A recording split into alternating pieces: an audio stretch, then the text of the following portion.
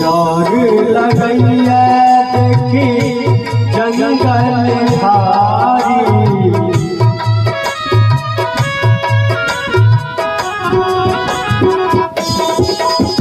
डोर लगैया देखी जंगल भारी ऊंच नीच रास्ता पहाड़ पहाड़ी डोर लगैया देखी जंगल धारी ऊंच नीच रास्ता पहाड़ पहाड़ी रही रही